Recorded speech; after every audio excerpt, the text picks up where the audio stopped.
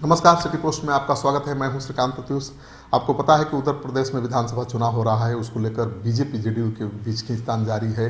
BJP का सहयोगी दल वीआईपी पार्टी के नेता मुकेश सहनी 165 सीटों पर चुनाव लड़ रहे हैं। तो मुकेश सहनी पटना में बैठकर उत्तर प्रदेश चुनाव के प्रत्याशियों का टिकट फाइनल कर रहे हैं। दूसरी तरफ केंद्र के आदेश पर या बीजेपी के आदेश पर अब बिहार के बीजेपी के प्रभारी भूपेंद्र यादव पटना पहुंच गए हैं।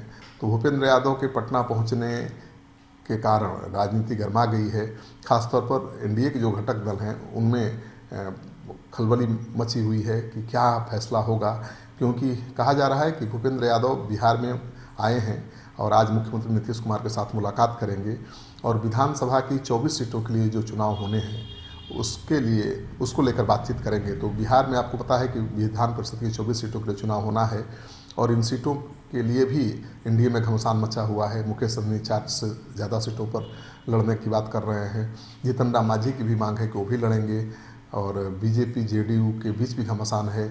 जेडीयू बराबर सीटों पर चुनाव लड़ने की मांग कर रही है, लेकिन बीजेपी 13 सीटों पर चुनाव लड़ना चाहती है। तो इन सारे मसलों के हल के लिए आज मुख्यमंत्री नीतीश कुमार से मुख्यमंत्री आवास पर 11 बजे से बैठक चल रही है मुख्यमंत्री नीतीश कुमार के साथ भूपेंद्र यादव की। क्या फैसला हो पाएगा, फाइनल डिसीजन हो पाएगा इस बैठक में, ये सबसे बड़ा सवाल है, क्योंकि अब समय बहुत ज़्यादा नहीं है। आपको पता है कि बिहार में स्थानीय निकाय की 24 सीटों के लिए होने वाले विधान परिषद के चुनाव को लेकर महागठबंधन में भी रार मची हुई है, एनडीए में भी घमासान मचा हुआ है। तो माना जा रहा है कि केंद्रीय श्रम मंत्री और बिहार बीजेपी के प्रभारी भूपेंद्र यादव के आज मुख्यमंत्री नीतीश कुमार से मुलाकात के दौरान सीटों को लेकर बातचीत फाइनल हो जाएगी। और बिहार बीजेपी के अध्यक्ष संजय जायसवाल ने 2 दिन पहले ही ये संकेत दिया था और कहा था कि बिहार प्रभारी भूपेंद्र यादव के पटना आने के बाद विधान परिषद के लिए सीटों के बंटवारे की घोषणा कर दी जाएगी। तो सब कुछ लगभग फाइनल है। नीतीश कुमार से मुलाकात के बाद औपचारिक घोषणा भी हो कर सकते हैं। सूत्रों की माने तो जनता दल यूनाइटेड और बीजेपी के बीच सीट शेयरिंग को लेकर बातचीत फाइनल स्टेज में है, केवल औपचारिक ऐलान भर होना बाकी है और भूपेंद्र यादव की मुख्यमंत्री से इस बैठक के बाद उसका औपचारिक ऐलान भी हो सकता है। बिहार विधानसभा की जिन 24 सीटों पर चुनाव होना है उनमें 19 विधान पार्षद जुलाई 2021 में रिटायर हुए थे।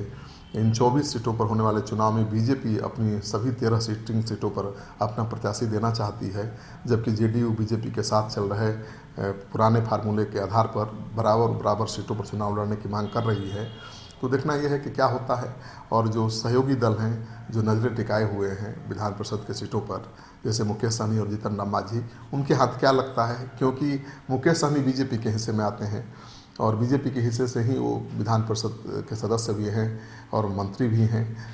बीजेपी कह रही है कि उत्तर प्रदेश में जिस तरह से वो संकट बढ़ा रहे हैं बीजेपी का, अब दोबारा उनको विधान परिषद नहीं भेजने वाली है और न ही विधान परिषद की सीट देने वाली है। तो उनकी मुश्किल बढ़ती हुई नज़र आ रही है। दूसरी तरफ जीतन राम मांझी की भी मांग है कि उनको भी सीट मिलनी चाहिए।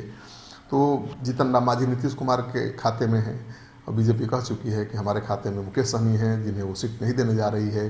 जीतन राम मांझी नीतीश कुमार के खाते में हैं, वो क्या करेंगे वही जाने। इस खबर को ज़्यादा से ज़्यादा लोगों के साथ शेयर करिए ताकि पता चले कि बिहार में विधान परिषद चुनाव को लेकर किस तरह से घमासान एनडीए और महागठबंधन में मचा हुआ है।